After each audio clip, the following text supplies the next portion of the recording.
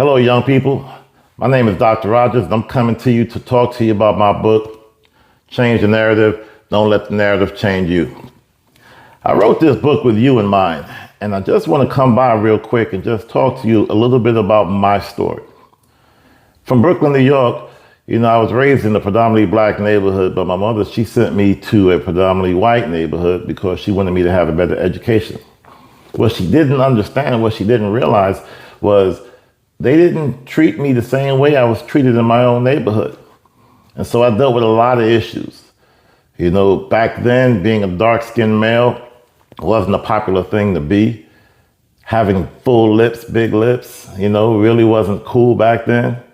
I had a speech impediment and I was afraid to speak.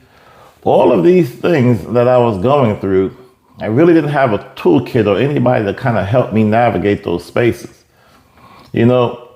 I didn't even graduate high school on time because things were so bad. But fast forward, now I'm grown, award-winning educator. And guess what? Not only did I get over my speech impediment, fear, it didn't change much, but I don't care, because I accept me for me. But I went from not graduating high school on time to being the keynote speaker at my graduation ceremony when I got my doctorate degree. So you see, I went from the back of the class to the front of the stage, and it was because I didn't give up.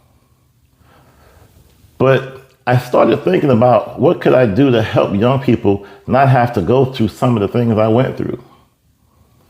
Because I'm sure we all have our own things that we face. Mine was, they said I wasn't smart enough. My lips were too big. I was too dark. I was all of these things that made me feel as if I wasn't good enough. But the fact of the matter was, I was. I just didn't know it.